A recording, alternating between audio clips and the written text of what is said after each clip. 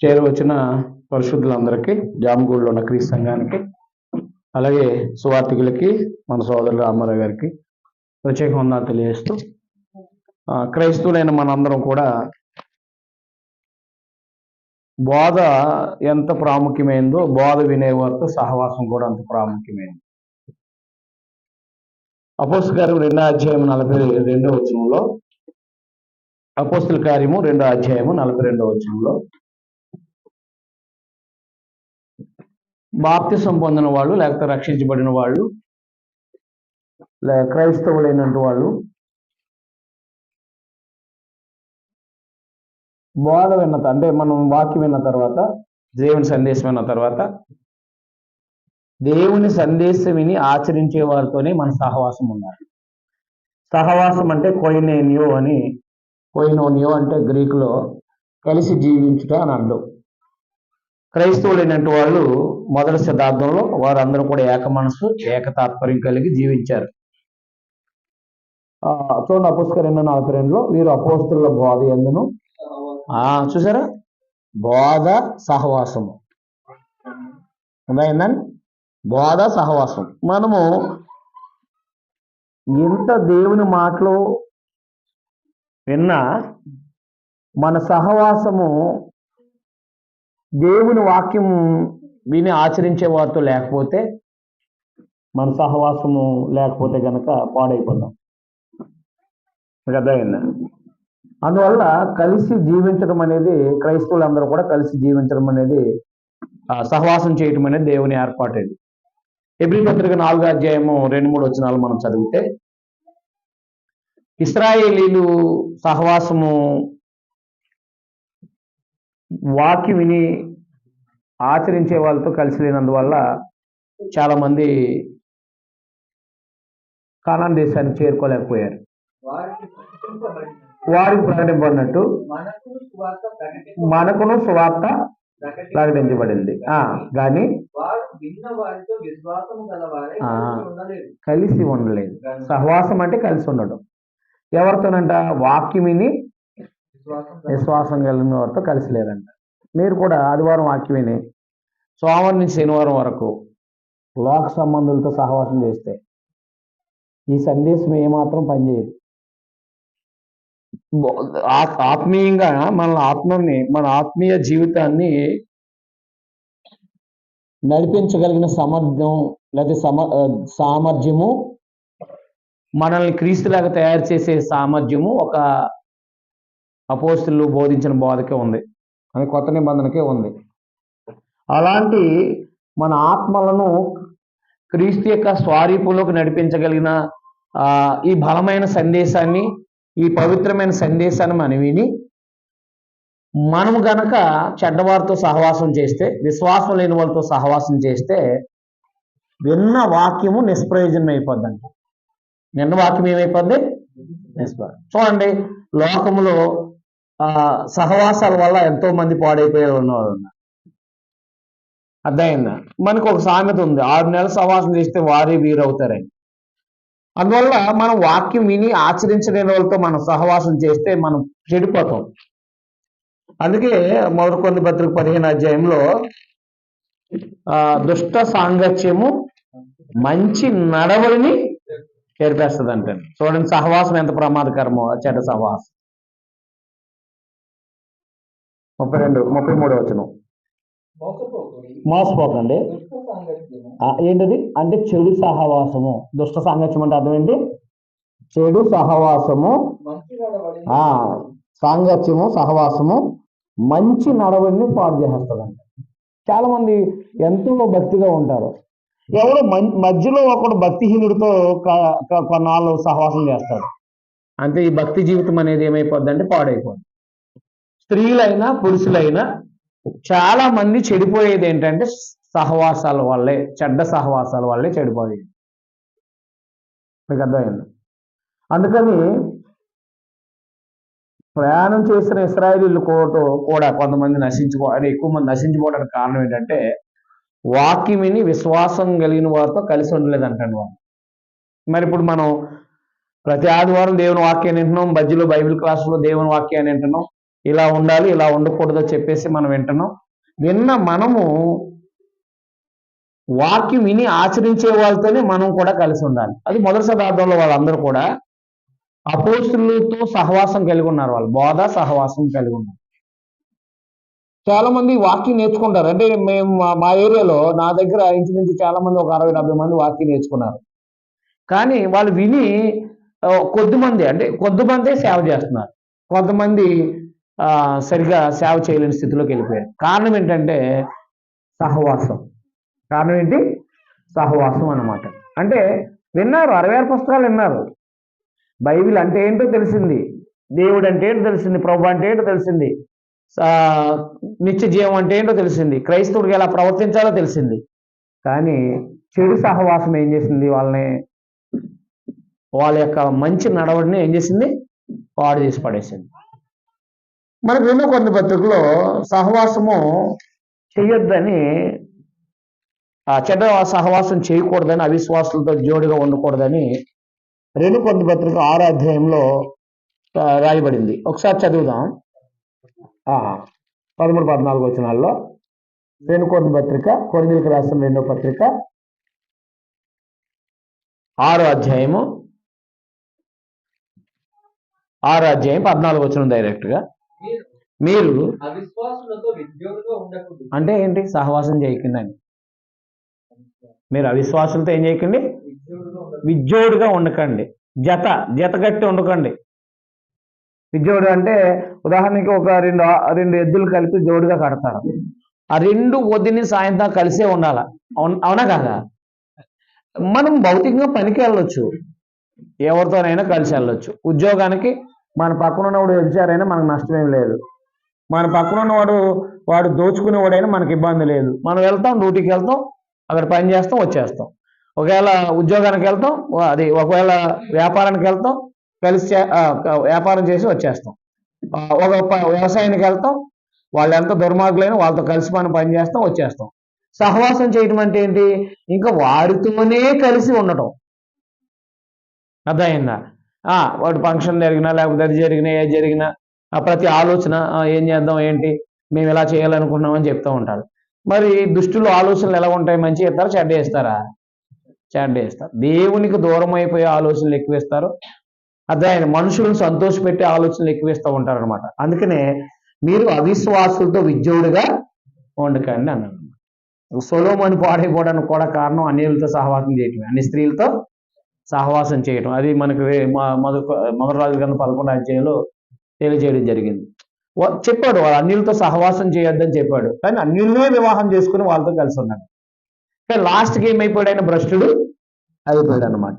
అందువలన క్రైస్తవులుగా మనం ఎంత సందేశం వింటున్నా, అంటే ఉదయం నుంచి సాయంత్రం దాకా నెలకి 5-6 మార్లు సందేశం వింటున్నా సరే, సహవాసం చెడ్డదైతే, సహవాసం అవిశ్వాసులతో విజ్జోడుగా అవిశ్వాసులతో అయితే, అదైనా దుష్ట సాంగత్యం అయితే, వాక్యము విని ఆచరించలేని వారితో కలిసి ఉంటే కనుక ఖచ్చితంగా మనం పాడైపోవడానికి సిద్ధంగా ఉన్నామని అర్థం.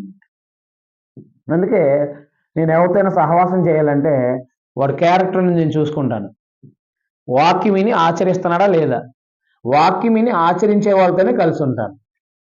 వాక్యం చాలా మంది వింటారు, వాక్యం చాలా మంది బోధిస్తారు, కానీ బ్రతకరు శాస్త్రుల పరిచయలాగా. అలాంటి వారితో మనం కలిసి ఉంటే కనుక మనం పాడైపోతాం. అంటే అవిశ్వాసులతోనూ విజ్జోడుగా ఉండకూడదు, అంటే సహవాసం చేయకూడదు. ఇటు లోక సంబంధం అంటే క్రైస్తవులైన వాళ్ళు భక్తిహీనులతో, అంటే వాక్యం విని ఆచరించలేని వాళ్ళతో కూడా సహవాసం చేయకూడదు. తర్వాత ఇక దుష్టులతో సాంగత్యం చేయకూడదు. మీకు అర్థమైందా? దుష్టులతో ఏం చేయకూడదు? సాంగత్యం చేయకూడదు. సహవాసం అనేది చాలా ప్రమాదంలోకి నడిపిస్తూ ఉంటుంది. మనల్ని తప్పుదారిలోకి నడిపించే అవకాశాలు ఉంటాయన్నమాట. మనం పతనమైపోయే పరిస్థితులకి వెళ్ళిపోద్ది అనమాట సహవాసం వల్ల. అందుకని మొదటి శతాబ్దంలో వారు అపోస్తులతోనే సహవాసం కలిగి ఉండమని చెప్పారు. అది మొదటి యోహాను పత్రికలో చూడండి ఒకసారి. యోహాను రాసిన మొదటి పత్రిక 1వ అధ్యాయం 3వ వచనం చూడండి ఒకసారి. యోహాను రాసిన మొదటి పత్రిక 3వ అధ్యాయం మనము దేవుని పిల్లలమని పిలువబడినట్లు తండ్రి మనకెట్టి ప్రేమ అనుగ్రహించను. చూడండి, మనము దేవుని పిల్లలమే. ఈ హేతు చేత ఏలయనగా ఆయన ఎరగలేదు. ప్రియులారా, ఇప్పుడు మనం దేవుని పిల్లలమై ఉన్నాము. ఎక్కడ? మొదటి యోహాను పత్రిక 1వ అధ్యాయం 3వ వచనం. 3వ అధ్యాయం చదువుతున్నారా? మొదటి యోహాను పత్రిక 1వ అధ్యాయం 3వ వచనంలో మాతో కూడా, చూసారా, మాతో కూడా మీకును సహవాసం. ఎవరితో సహవాసం? అపోస్తలులతో. అపోస్తలు ఎవరు? యేసుప్రభుని చూసిన వాళ్ళ, యేసుప్రభు వారు బోధించిన బోధ విన్న వాళ్ళ, యేసుప్రభుని చేతులతో తాకిన వాళ్ళ అపోస్తలు. అందువల్ల అపోస్తలులతో సహవాసం కలిగి ఉన్న వాళ్ళు ఎవరైనా సరే దేవునితోనూ ప్రభువుతోనూ సహవాసం కలిగి ఉన్నవారు అన్నమాట. అదే అపోస్తలులతో సహవాసం లేదనుకోండి, వాళ్ళు వేరే బోధలు విని పాడైపోయే అవకాశాలు ఉంటాయి.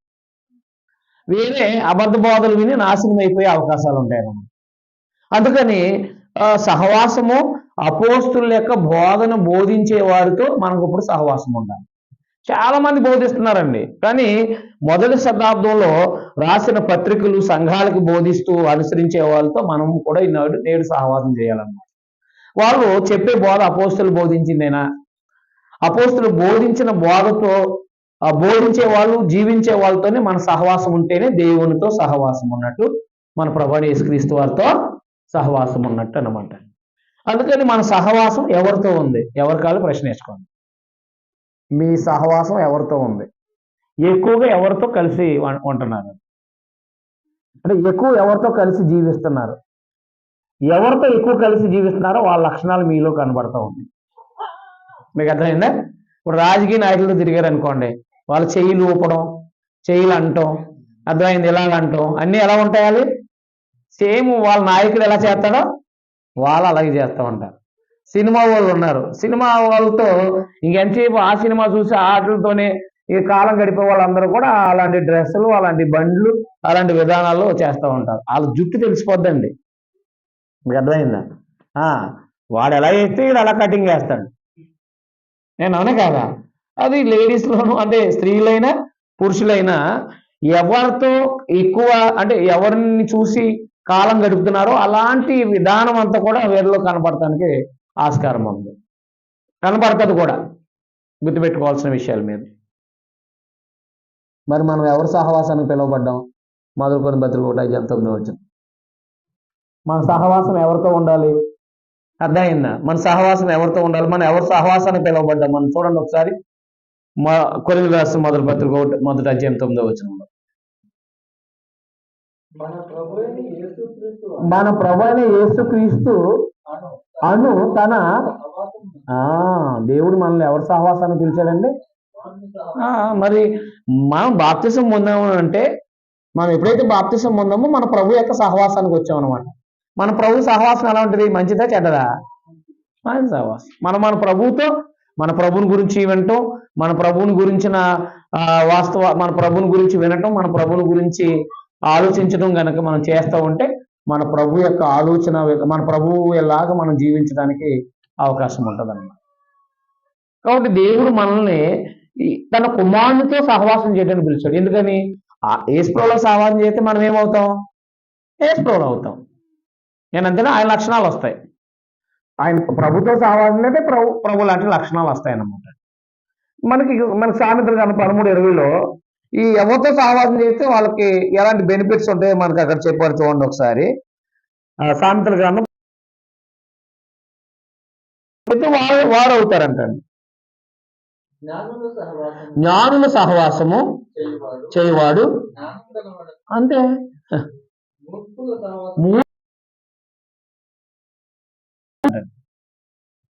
సహవాసం యొక్క ప్రతిఫలం అనుభవిస్తారా? అనుభవించరా? అనుభవిస్తారు. నువ్వు జ్ఞానం కలిగిన వాడితో సహవాసం చేస్తే జ్ఞానమే వస్తుంది.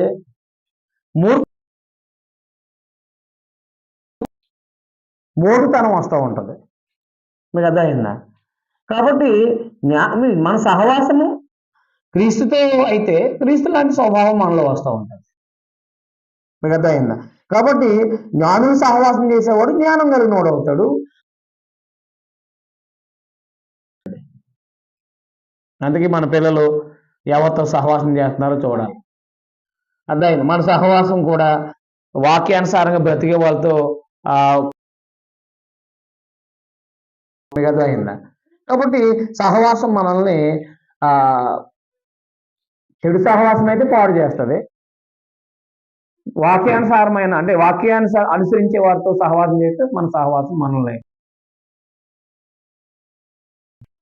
ఎందుకంటే సహవాసం ఎంత మేలు కీర్తనలో సహోదరులు ఐక్యత కలిగి నివసించుట ఎంత మేలు ఎంత మనోహరం. మీకు అర్థమైందా? సహోదరులు ఐక్యత కలిగి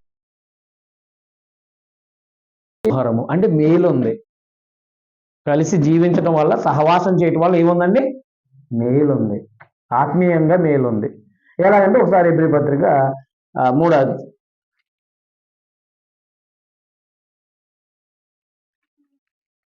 సహవాసం చేసేటప్పుడు మన నోటి మాట విధానాలు పద్ధతులు అన్నీ కూడా మనం మార్చుకోవడానికి ఉంటుంది. 13, 14, 15 వచనాల్లో కలిసి మనం చదివితే హెబ్రీయులకు రాసిన పత్రిక 3వ అధ్యాయము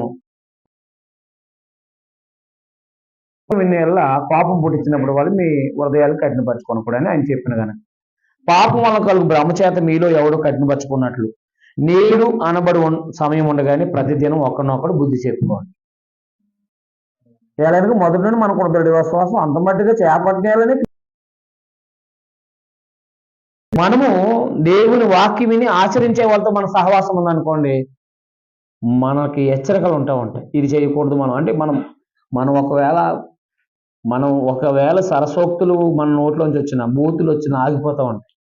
మన సహోదరులు ఉన్నారు, మనం మాట్లాడకూడదని చెప్పేసి. అర్థమైంది. సిగ్గుపరచబడతామేమో అని చెప్పి కూడా మనం తప్పు చేయటానికి మనము ముందుకు వెళ్ళమన్నమాట. ఏదైనా మన సహోదరులు ఉంటే మనకు భయం ఉంటుంది. నేను అవునా కాదా? నాతో పాటు వచ్చేవాళ్ళు ఎందుకు చూడరు? మీకు అర్థమైందా? నాతో ట్రావెలింగ్ చేస్తున్నా ఉన్నారు సహోదరులు. వచ్చిన వాళ్ళు ఎవరైనా సరే ఓ సినిమా పెట్టుకుని వినగలుగుతారా? ఎందుకు చేయరు? భయం వాళ్ళకి. అమ్మో అన్నయ్య ఏమని అంటారేమో. అర్థమైందా? కాబట్టి ఏదేమైనప్పటికీ తప్పు చేయటానికి సహోదరులు ఉన్నారనే భయము ఉంటుంది. అంటే సహవాసంలో మేలు ఉంది, భయం ఉంది. తప్పు చేయకుండా అదే మూర్ఖులతో లేకపోతే దుష్టులతో సహవాసం చేసామనుకోండి, వాళ్ళు తప్పును ప్రోత్సహిస్తారా, హెచ్చరిస్తారా? ఏం తప్పు కాదు అంటారు. అంటే ఇప్పుడు మందు తాగుతున్నారు అనుకోండి ఎవరైనా కలిసి, పర్లేదయ్యా కూర్చో, పాస్టర్లే తాగుతున్నారు, నువ్వు తాగితే ఏమంటారు, తాగవయ్యా అని చెప్తారు. అంటే ఇది తప్పు కాదు ఇది. ఒక ఆయన అంటున్నాడు, అంటే నేను 3 కిలోమీటర్ల ఊరు వెళ్తాం, అంటే అది వేరే మీకులా సిటీల్లాగా కొన్ని చిన్న ప్రాంతాలు వెళ్తూ ఉంటాం.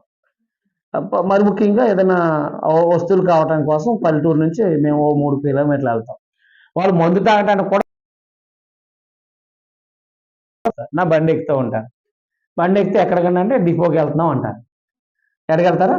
నేను అన్నారా, ఎవరైనా సరే నడితే వెళ్ళిన వాళ్ళు ఎక్కించుకోవాలి కదా. మందు తాగితే ఆకలి బాగా వేస్తుందయ్యా, మందు తాగితే ఎంత ధైర్యంగా ఉంటుందయ్యా, మందు తాగితే మంచి నిద్ర పడుతుందయ్యా అంటారు.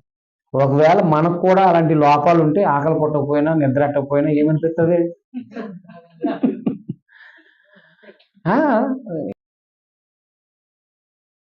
ఆయాకు ఉట్టేసి ఇంటికి వచ్చి గడిపేయచ్చు కదా కాలం. ఏంటవునా? అంటే భక్తిహీనులతో సహవాసం అలాగే చేస్తే ఏమవుతుంది? ఒక రోజున ఎందుకు మీకు అర్థమైందా? అది ఆరోగ్యమే కదా. ఆరోగ్యం కోసమే కదా తాగుతున్నాను అంటూ ఉంటాడు. మళ్ళా నేను అన్నాను అప్పుడు, ఎంతో మంది లివర్ పాడైపోయి బాబు మందు తాగి మంచి ఆహారం తినేయాలి, వాళ్ళు తాగుతానే ఉంటారు కాబట్టి పాడైపోతాయాలి. తాగుతానే ఉంటారు కాబట్టి ఏమైపోతారు? వాళ్ళు పాడైపోతారయ్యా. మేమైతే మంచి అందుకే మాకు చాలా బలము ధైర్యం అంటారు. మందు బలమయ్యా అంటూ ఉంటారు. ఏమనిపిస్తాయి ఇలా అలాగన ఉంటేనే అలాంటివి వేస్తా ఉంటుంటే ఇక కలిసి జీవిస్తా ఉంటే ఏదో రోజు పట్టించేస్తాడా పట్టించేయడా. కాబట్టి దేవుని పిల్లలుగా మన సహవాసము లోకలతో సహవాసం చేయకూడదు. ఇబ్బంది ఏం లేదు, వచ్చి మన పని మనం ఎక్కువ కలిసి ఎవరితో ఉండాలంటే వాక్యం విని ఆచరించే వాళ్ళతో, అదే అపోస్తులు బోధించిన ఆ బోధ బోధించే వారితోనూ అలాగ జీవించే వారితో కలిసి ఉండాలి మనం. అప్పుడే మన సహవాసం కదా. ఆయన కుమారుడు సహవాసానికి మరి ప్రభు డైరెక్ట్గా మనతో లేరు కదా. అయితే ఆయన బోధలు ఉన్నాయి, ఆయన బోధించి జీవించే వారు మనకి కలిసి ఉండాలన్నమాట. లేదంటే మనల్ని కూడా చాలా మంది కూర్చోబెట్టేస్తారు. మేము ట్రైనింగ్ అవుతున్నప్పుడు ఒక ఆయన అన్నాడు, సినిమాకి వెళ్దామా, సెలవు కదా ఇవ్వాలా అన్నాడు. ఆయన ఏదో రోజులు తీసుకుపోతాడు. నేను అవునా కాదా అంటే ఏదో అంటే అనేకమైన చెడు పనులు చేసే వాళ్ళు ఉంటారు. ఏది వాక్యం చెప్పే వాళ్ళు కానీ బోధించే వాళ్ళు కానీ వాళ్ళు కానీ మరి మనం కనిపెట్టుకోవాలి. మనం అయిపోతామని చెప్పేసి మీకు అర్థమైందా. నాకు 2007లోనే 2008-9లోనే ఒక బైబిల్ స్కూల్లో టీచర్ సిద్ధం చేశారు. పిలిచారు, నన్ను వాక్యం చెప్పమన్నారు. ఎలా చెప్తున్నాను అన్నారు. రైట్, మీరు టీచర్గా మిమ్మల్ని తీసుకుంటున్నామని చెప్పారు. కానీ అక్కడ సహవాసము సరైంది కాదు. సహవాసం ఏం కాదు, సరైంది కాదు. చెడు పనులన్నీ చేస్తూ ఉంటారు. మరి వాళ్ళతోనే కలిసి ఉంటే మనకు కూడా ఏమనిపిస్తుంది, మనకంటే పెద్దవాడు, మనకంటే అనుభవం అంటే దేవుడు ఏం చేయట్లేదు కాబట్టి మనము కూడా అలాగున ప్రయత్నం చేస్తే ఏమవుద్ది అని ఆలోచనలతో ప్రారంభమయ్యి ఏమవుతాం ఉంటాయన్నమాట. అదే దుష్ట సాంగత్యం మంచి నడవడిని చెరిపేస్తుంది అన్నమాట. అందుకని మేమేం చేసామంటే ఒక భక్తిపరుడు, ఆ దైవజనుడు ఒక యథార్థంగా బోధిస్తూ జీవించే వాళ్ళని కోసం ఏం చేసామంటే వాక్యం నేర్చుకోవడం కోసం బాధలు పడ్డాం, చాలా ఇబ్బందులు పడ్డాం. మరి మేము పాడవకుండా ఉన్నాం కదా. ఈరోజు అనేక మందికి వాక్యం చెప్పడానికి నిలబడి ఉన్నాం కదా. చెడిపోతే దేవుడు వాడుకుంటాడా? పాత్రల్ని, చెడిపోయిన పాత్రలు మీరు వాడుకుంటారా? మరి ఎలా మీరు వండుకోరుగా. చెడిపోయిన పాత్రలు దేవుడు ఎందుకు వాడుకుంటాడు? ఆలోచన చేయండి దేవుని పిల్లలుగా. అందుకని మన సహవాసం చెడ్డదైతే మనం చెడిపోతాం. అదే మన సహవాసం మంచిదైతే మనం కూడా మంచి వాళ్ళుగా తయారవుతూ ఉంటాం. గుర్తుపెట్టుకోవాల్సిన విషయాలు ఇవన్నీ. ఉదయం నుంచి సాయంత్రం వాక్యం వినండి, వెళ్ళి సాయంత్రం చెడ్డవాడితో సహవాసం చేయండి. ఈ వాక్యం మీకు ఏం పని చేయదు. వాడి సహవాసం మిమ్మల్ని ఏం చేస్తుందంటే వాడిని తప్పు చేయటానికి ప్రేరేపిస్తుంది అన్నమాట. ఎంతోమంది యవన పిల్లలు, ఎంతోమంది యవనస్తులు పాడి ఈ సహవాసాల వల్ల లోకం చెడిపోతూ ఉంది. అయితే క్రైస్తవులు అనబడే వాళ్ళు కూడా చెడిపోతూ ఉన్నారు. కాబట్టి నేడు మనం ఇక్కడ ఆలోచించే విషయం ఏంటంటే, మీ చెడ్డవారితో ఒకవేళ సహవాసం చేస్తున్నారేమో, వాక్యం విని ఆచరించలేని వాళ్ళతో సహవాసం చేస్తున్నారేమో ఆలోచించేయండి. ధనం కోసమైన, వివాహ సంబంధమైన ఆలోచనలకు సంబంధించిన విని ఆచరించలేని వాళ్ళతో సహవాసం చేయకూడదు. మనలో ప్రభు యొక్క స్వరూపం పెంపొందించబడదు అన్నమాట. మీకు అర్థమైందా. మనకి పాత నిబంధనలో పరిచయమైన ఒక ఆయన ఈ యెహోషువ అధ్యాయంలో ఆయన ఆహాబుతో వియ్యమనుకున్నాడు. అంటే ఆయన సహవాసం చేశాడు, అంటే భక్తిహీనుడితో సహవాసం చేశాడు. సహవాసం చేస్తూ వియ్యమని చేసుకున్నాడు. అర్థమైందా. ఆహాబుతో వియ్యమనుకున్నాడు యెహోషాపాతు భక్తిపరుడు.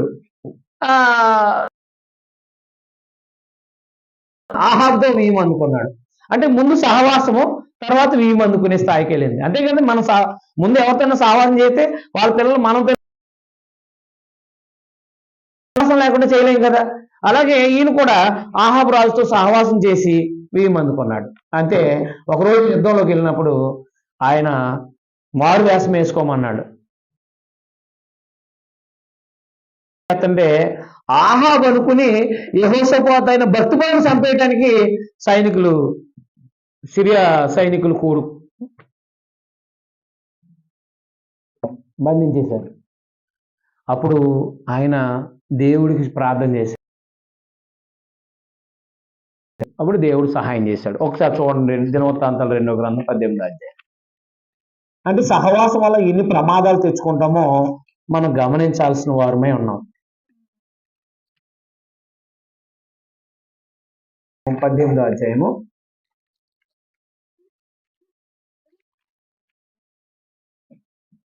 31వ వచనం. కాగా యెహోషాపాతు కనబడుతూనే శతాధిపతులు అతడు ఇశ్రాయేలు చుట్టుకునేది గాని యెహోషాపాతు మొర్రపెట్టినందున యెహోవా అతనికి సహాయము చేసెను. తొలగిపోనట్లు దేవుని సహాయం లేకపోతే ప్రాణాలు పోదును. దేవుని సహాయం లేకపోతే ఏమైపోదునైనా తన ప్రాణాలు పోదు. దుష్ట సాంగత్యం లేకపోతే భక్తిహీనతో సాంగత్యం అనమాట. అలాగే చాలా మంది అదే చెడ్డ సహవాసాలు పట్టి ప్రాణాలు పోగొట్టుకున్న వాళ్ళు ఉన్నారు. కాబట్టి దేవుడు ఏం చేశాడంటే కాపాడాడు. కానీ ఆ రోజు బుద్ధి వచ్చింది, చుట్టుముట్టేశారు, చంపేయడానికి చూశారు. ఆయన సాగు భయం చూసి ఉండాలి ఆ రోజు. అయ్యా ఉన్నవాడితోనూ చెప్పులు ఉన్నవాడితో కూడా వెళ్ళొద్దని. ఏంటవునా? వాళ్ళతో వెళ్తే చెప్పులున్న వాడితో వెళ్తే ముళ్ళు గుచ్చుకొని పోతాయి. అప్పుడున్న వాళ్ళతో వెళ్తే కనుక మన బండి వేసుకెళ్తే మన బండిని ఆపేసి, అర్థమైందా, మీ ఓ డబ్బులు ఇవ్వాలి, ఈ బండి అట్టుకే, ఈ బండి డబ్బు అంటే ఏ సహవాసం పడ్డది? ఏడు సహవాసం. అదే భౌతికంగా ధనం విషయంలో అలా జరిగింది. కానీ నిజంగా వాడైతే ఈరోజు అదో ఒక మెసేజ్ వచ్చింది యూట్యూబ్లోనూ ఫేస్బుక్లోనూ. తన కుమార్తెని ప్రేమిస్తున్నానని చెప్పేసి గొడ్డలతో నరికేశాడంట తండ్రి కుమార్తెను వేసి. మరి తప్పు కదా అది. పోషిస్తున్నారు, పెంచుతున్నారు. ఒక మంచివాడికి ఇచ్చి, అంటే ఒక మంచిగా బ్రతకడం కొరకు, అంటే లేకపోతే భౌతికమైన వృద్ధి కోసం వాళ్ళు భౌతికంగా చదివించి ఎన్నో లక్షలు ఖర్చు పెట్టి చదివించి ఒక మంచి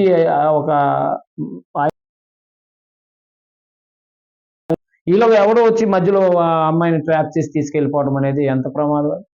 వాడు ఎంత ఆవేదనతో, అంటే చంపడం నేరమే, కానీ వాడి ఆవేదన ఎంత భయంకరంగా ఉంటుందో ఆలోచన. నేను ఒక తండ్రి ఆవేదన అనుభవించేవాడికే తెలుస్తుంది. అయ్యో నేను ఇంత కష్టపడి పెంచాను చెందానని చెప్పేసి. అర్థమైందా? ఒకవేళ ఇష్టమైన మేము చదువుకున్న తర్వాత ఇదిగో నేను కూడా క్వాలిఫికేషన్ అని ఇలా పెద్దలు తీసుకెళ్ళి మాట్లాడించడమో ఎదురు చేయాలి తప్ప ఎవరి బిడ్డలని అలాగా ట్రాప్ చేయడం అనేది ఎంత ప్రమాదకరమైంది. కాబట్టి తన ప్రాణాపాయాన్ని తెచ్చుకున్నాడు. అలాగుని ఎంతో మంది చనిపోతూ ఉన్నారు. అలాగే ఈ తాగుబోతులతో సహవాసం చేసి తాగుబోతులు అవుతున్నారు. వ్యభిచారులతో సహవాసం చేసి వ్యభిచారులు అవుతున్నారు. మీకు అర్థమైందా? కాబట్టి మనము చెప్పరు కదా, జ్ఞానులతో సహవాసం చేసేవాడు జ్ఞానం గలవాడవును, మూర్ఖులతో సహవాసం చేసేవాడు మన ప్రభుతోను, అంటే అపోస్తులు బోధించే వారితో జీవించే వారితో మనం కలిసి ఉన్నాం అనుకోండి, మనము కూడా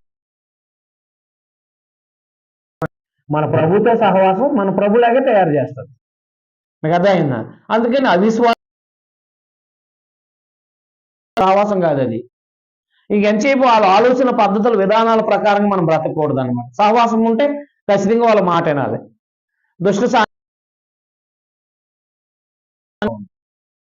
చెడు సహవాసాన్ని మనం పాడు చేస్తూ ఉంటాం. మీకు అర్థమైందా? అలాగే సామెత గ్రంథంలో కోప చిత్రంతో సహవాసం చేయొద్దు అని చెప్తూ ఉంటాడు. అంటే ఎవరితో సహవాసం చేయకూడదు అని అంటే అర్థమైందా? అందుకని మన ప్రభువునందున్న వారితో మనము సహవాసం అంటే భక్తి పరులతో సహవాసం చేయాలి అన్నమాట. ఇప్పుడు ఆ 12 మంది అపోస్తులు ఉన్నారు. ఇస్కరియోతు యూదా చనిపోయిన తర్వాత మరొక ఆయన ఎన్నుకున్నారు. వాళ్ళందరూ కలిసి ఉండాలని ప్రభు ప్రార్థన చేశారు. వాళ్ళ చూడండి, యోహాను సువార్త 17వ అధ్యాయం. చూసారా చెడ్డ సహవాసం వల్ల ఏం నష్టపోయాడు ఆయన. ఇంకా మనం చూస్తే ఎవరి గురించి, యెహోషాపాతు గారి గురించి చూస్తే తన కొడుకుతో కూడా సహవాసం చేశాడు. ఆహాబు కొడుకుతో తిన్నాడు. చూసారా, చెడ్డవాళ్ళతో భక్తిపరుడు సహవాసం చేస్తే నష్టపోతాడు తప్ప అభివృద్ధి ఆవిడనమాట అండి. అది వ్యాపారంలో కూడా నష్టపోయాడు ఆయన. మీరు రాజుల 2వ గ్రంథం 21వ అధ్యాయం 22వ అధ్యాయం లాస్ట్ యోహాను సువార్త 17వ అధ్యాయము. సత్యమందు వారిని ప్రతిష్ఠ చేయము, నీ వాక్యమే సత్యము. నీవు నాను లోకానికి పంపితుంది. వారును సత్యమందు ప్రతిష్ఠ చేయబడినట్లు మరియు నీవు నన్ను పంపితువని లోకం నమ్మునట్లు తండ్రి నాయందు నీవును. చూసారా, నాయందు నీవును నీయందు నేను ఉన్నా.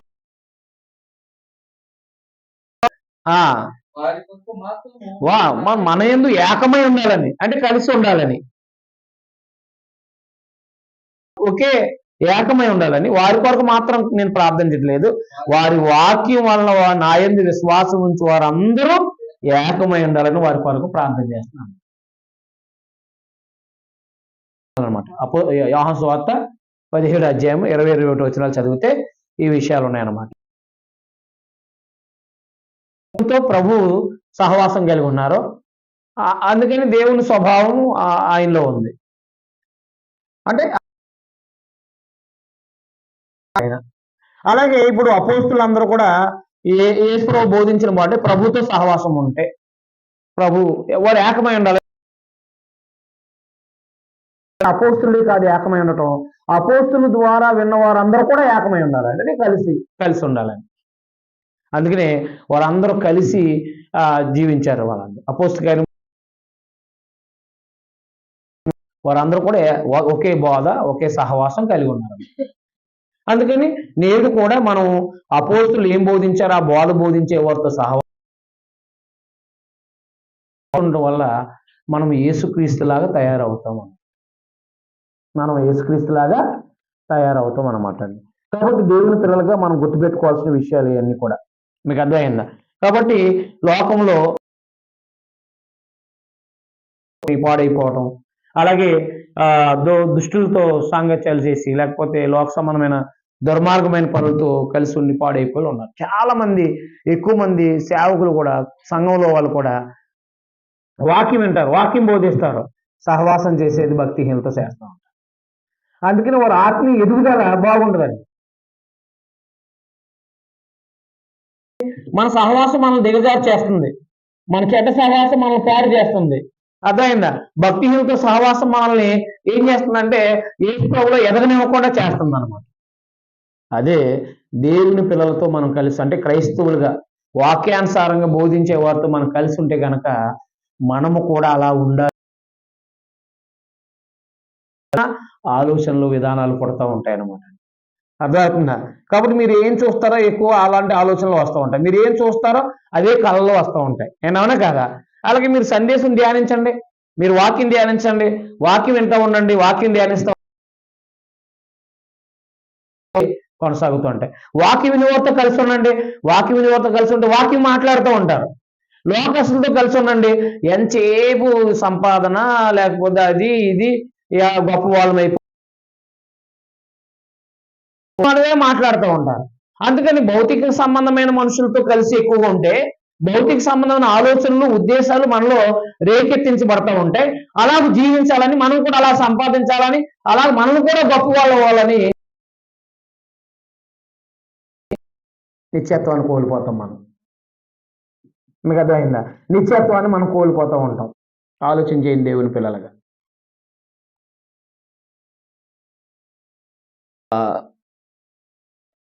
మన సహవాసం అయితే అని మన సహవాసం అయితే మొదటి యోహాను పత్రికలో చెప్పారు కదా, మన సహవాసం అయితే తండ్రితో కూడాను ఆయన కుమారుడైన యేసు మనందరం కూడా ఎవరితో సహవాసం చేస్తున్నామో ఎవరికి వాళ్ళే ప్రశ్నించుకోండి. ఎందుకంటే మీ సహవాసాలు నాకు తెలియదు, పురుషులు అయినా వీళ్ళు అయినా మీరే నాకు తెలియదు. నా అర్థం లేదా? కాబట్టి మీరు ఎవరితో సహవాసం చేస్తున్నారో ఆలోచించేయండి. అంటే మీరు చాలా వాక్యం బాగా చదువుతున్నారు, వాక్యం వింటున్నారు, వాక్యం నేర్చుకుంటున్నారు, బాగానే ఉంది అంతవరకు. కానీ ఎప్పుడైతే అవిశ్వాసులతో సహవాసం చేస్తున్నారో అయిపోద్ది. ఆ సహవాసం యొక్క ప్రభావమే మీరు చూపిస్తారు తప్ప ఈ వాక్యము మీలో పనిచేయదు. అంటే సహవాసానికి అంత నివసించుట ఎంత మేలు ఎంతో మనోహరము అన్నాడు అనమాట. అంటే చాలా బలమైంది అనమాట. చాలా మంది మనకు లోకంలో ఉపమానాలు చెప్పేవారు. అంటే తన కొడుకులు తెలియపరిచాడు అనమాట. ఒక కర్రని నలుగురు కొడుకులకి ఇస్తే తిరిగిపోయినాయి. ఆ 4 కర్రలు కలిపి కట్టి ఒకరికి ఇచ్చాడు. దాన్ని వెరగొట్ట స్కూల్లో చెప్పే కథలు ఇవి. అంటే కలిసి ఉండడం వల్ల బలం ఉంది. కలిసి ఉండడం వల్ల ఏముంది? బలం ఉంది. మనకైతే ఆత్మ సంబంధమైన బలం, మన ప్రభు యొక్క స్వరూపము మన యందు ఏర్పడుతూ ఉంటుంది. మన ఆత్మ సంబంధం సహవాసం అయితే. భక్తిహీనులతో సహవాసం అయితే దేవుని యొక్క జ్ఞానం విన్నా, ఈ పవిత్రమైన మాటలు విన్నా, మన చెడు సహవాసం అయితే మనల్ని దిగజారు చేస్తుంది. మన ఆత్మీయ జీవితం నుంచి మనల్ని పాడు చేసేస్తూ ఉంటుంది అనమాట. అందువల్ల ఎక్కువ మంది లోకంలో చెడిపోయేది సహవాసం ఎదగలేకపోవడానికి కూడా కారణాలు చెడు సహవాసాల వల్లే అనమాట. అందుకని మనం సహవాసం ఏం చేస్తుందంటే మనల్ని బలపరుస్తూ ఉంటుంది. సహవాసం మనకు ఉంటుంది. సహవాసం మనల్ని ఏం చేస్తుంది? కోరుకొలుపుతూ ఉంటుంది. ఎబ్రీ పత్రిక 10:24 చూడండి ఒకసారి. సహవాసము మనల్ని బలపరుస్తుంది. మన సహవాసం మనల్ని ఏం చేస్తుందంటే, ఆత్మ సంబంధులతో సహవాసం మనల్ని ఏం చేస్తుందంటే ధైర్యంగా బ్రతకడానికి పురుకొలుపుతూ ఉంటుంది అనమాట. ఎన్నో మంచి పనులు చేయడానికి మనం ప్రోత్సహిస్తూ ఉంటాం. కొందరు మానక ఒకరినొకడు హెచ్చరిస్తూ ఆ దినము సమీపించిన సూచన మీరు కొలది మరి ఎక్కువగా అలాగూ చేయిస్తూ ప్రేమ చూపుటకు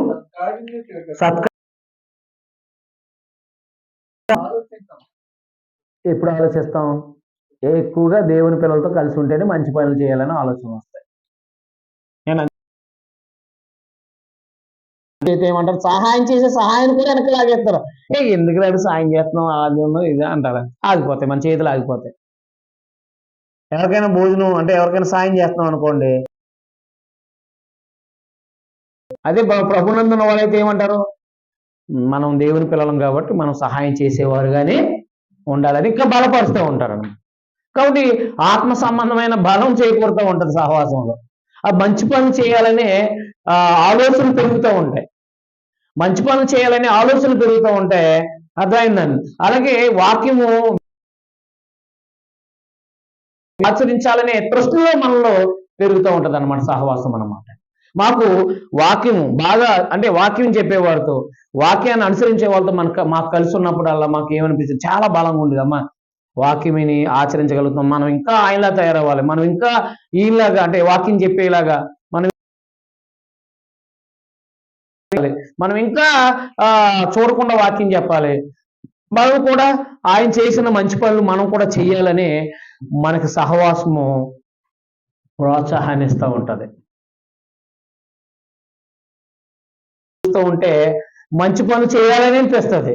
వాక్యం చదివే వాళ్ళని చూస్తే మనకు వాక్యం చదవాలనిపిస్తుంది. ఉదాహరణకి మేము ట్రైనింగ్లో ఉన్నప్పుడు నిజానికి యవన వయసులో ఉన్నప్పుడు బద్ధకం అంటే తాయితీగా లేస్తాం, అంత భక్తి విధానాలు ఉండవు అన్నమాట. మేము ట్రైనింగ్లో వేసినప్పుడు 5 గంటలకి లేచి 5:30కి లేచి బైబిల్ చదువుకోవడం చూసేవాడిని నేను. ఓహో, మనం కూడా అలా చదువుకోవాలనిపించేది. ప్రార్థన చేసుకునేవారు కొంతమంది.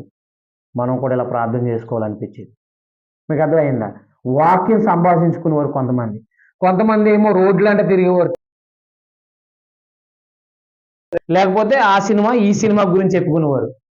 కొంతమంది బ్యాచ్ ఏమో బైబిల్ ఈ వచనం ఇక్కడ ఇలా ఉంది, అక్కడ అలా ఉంది, ఇక్కడ ఇలా ఉందని వాదోపవాదం అంటే వాళ్ళు తర్కించుకుంటూ ఉండేవారు. కలిసి ఉండేవాడిని. అర్థమైందా? కాబట్టి ఇలా ఉండడం వల్ల మనం ప్రార్థన చేసుకోవడం అలవాటైంది, ఉదయాన్నే బైబిల్ చదువుకోవడం అలవాటైంది, చూడకుండా బైబిల్ చెప్పడం అలవాటైంది. అర్థమైందా? అలాగే మంచి పనులు చేయడం అంటే మనం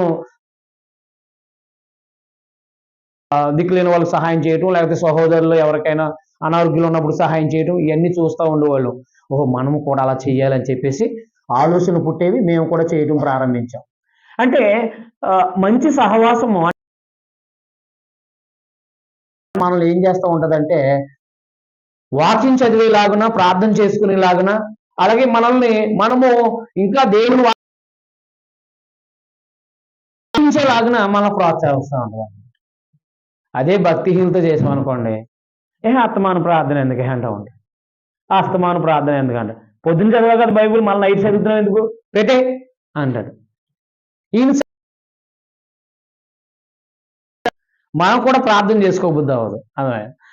మా దగ్గరికి ఒక ఆయన వచ్చాడు, ఉదయాన్నే లేచిపోయి తన పనులు తను చేసుకుంటున్నాడు. నేను చెప్పాను, నాయన రాత్రి అంతా సుఖనిద్రనిచ్చావు, ఉదయాన్నే మేలుకొని పని చేసుకోవడానికి దయ చూపిస్తున్నారు, ఈ దినమంతా మీ సహాయము అందించండి, మీ బిడ్డలుగా బ్రతుకులాగా సహాయం చేయండి, పాపం చేయకుండా ఉండడానికి సహాయం చేయండి అని ప్రార్థన చేసుకోవాలంటే అప్పుడు మమ్మల్ని చేసుకుని పడుకోరు సేవకులు. ఉదయాన్నే లేచి బైబిల్ చదవరు. చదువుతారండి? చదవరు. ఇప్పటికీ నేను ఉదయం లేచానంటే సెల్ ముట్టుకోవాలా, బైబిల్ ముట్టుకోవాలి లేదా, అంటే సెల్ ముట్టుకోవాలా, బైబిల్ ముట్టుకోవాలి. మీరు ఎక్కువ ఏం ముట్టుకుంటారు పొద్దున్న లేచి?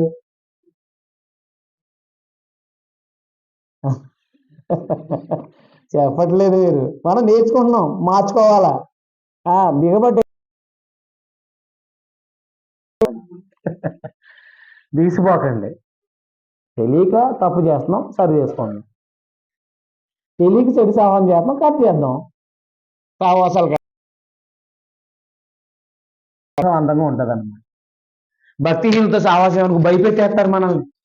అయ్యి బాబోయ్, ఈ ఆపద వచ్చినా పలానోడు ఇలాంటి తలనొప్పి వచ్చి చచ్చిపోయాడంట మొన్న అంటాడు.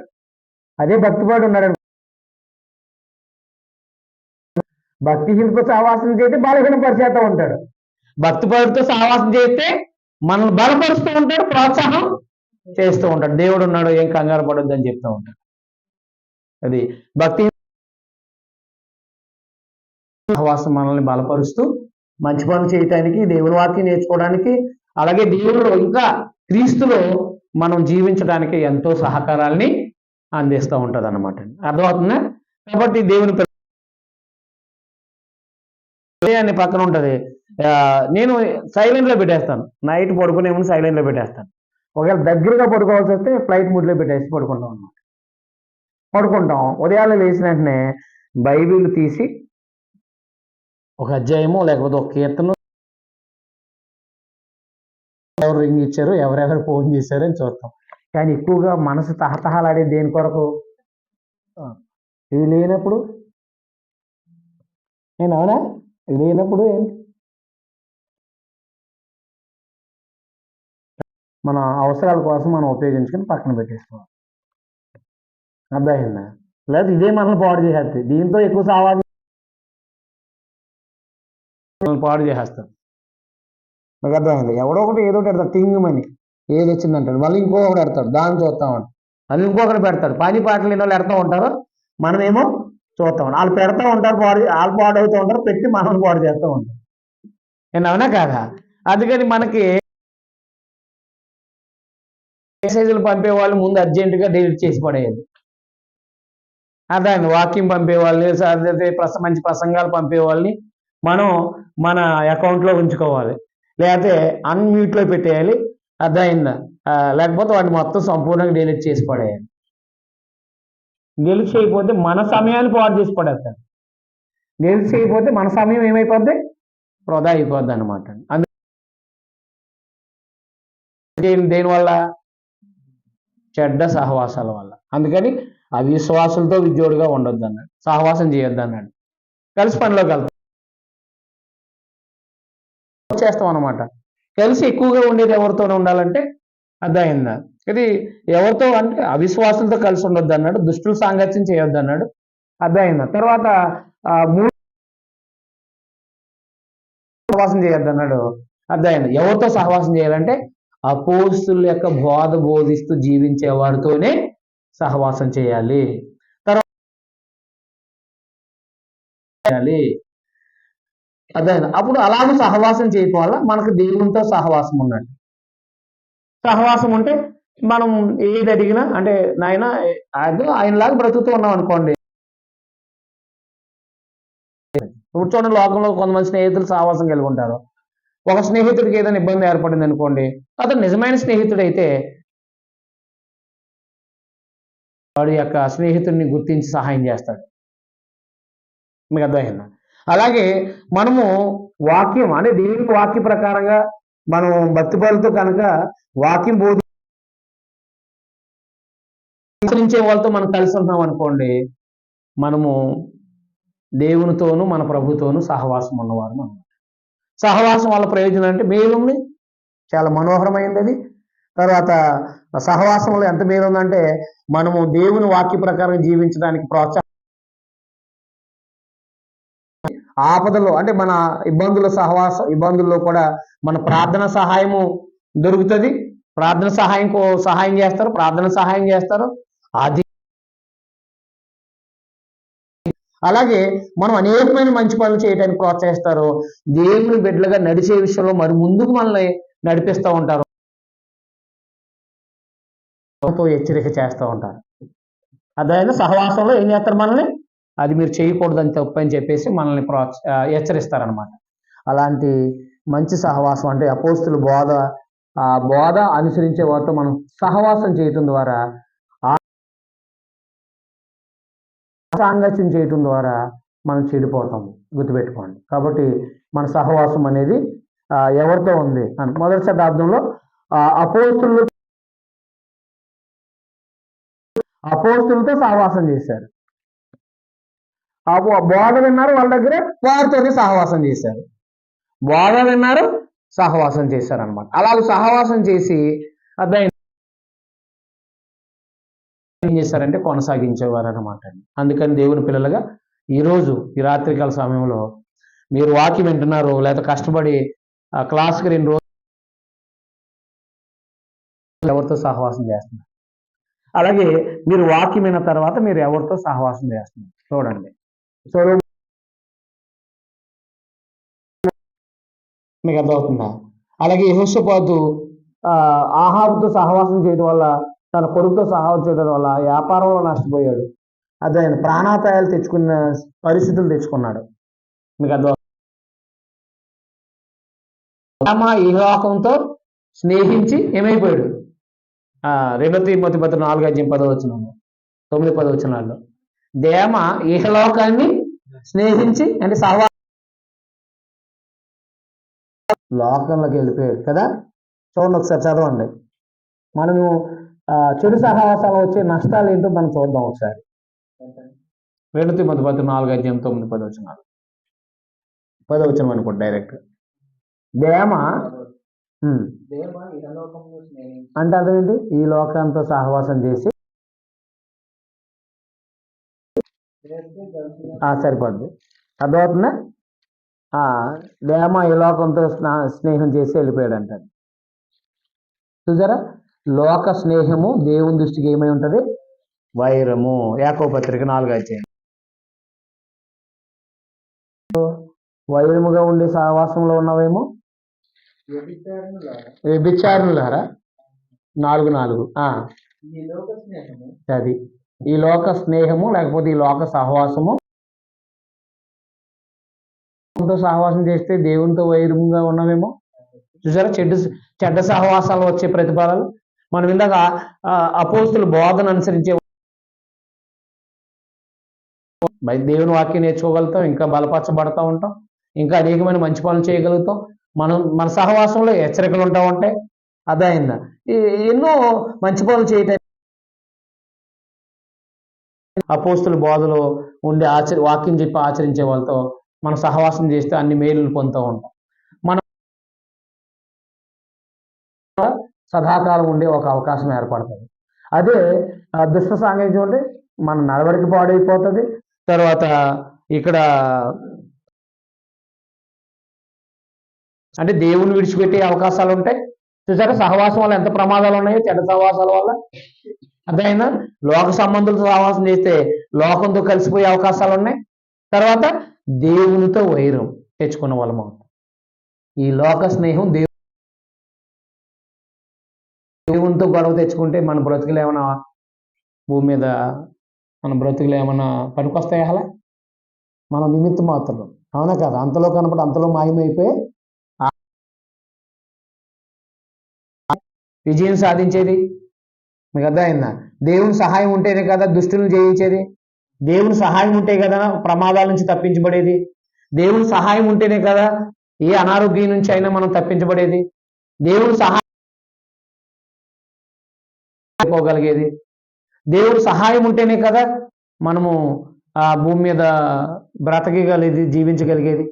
మరి అలాంటి సర్వసృష్టికర్త అయిన దేవునితో వైరం తెచ్చుకోవటం, చెడ్డ అంటే లోకంతో స్నేహించి దేవునితో వైరం తెచ్చుకోవటం మన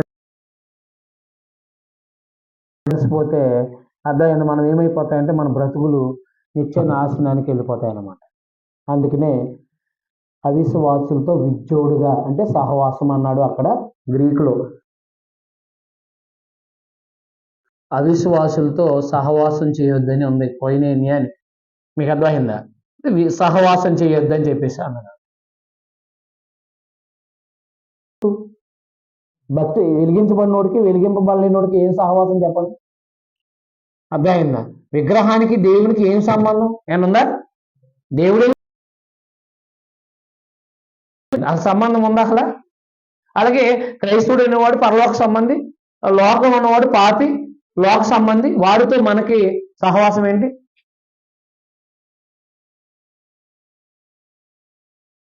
సహవాసాలు చేసేటప్పుడు వాళ్ళ స్టేటస్లు చూసుకుంటారు. వీడు మనకు సరిపోడని చెప్పేసి వాడితో సహవాసం ఏంటి అని చెప్పేసి లోకంలో తల్లిదండ్రులు ధనవంతులు ఏంటి వాళ్ళు ఇబ్బంది పడుతూ ఉంటారు.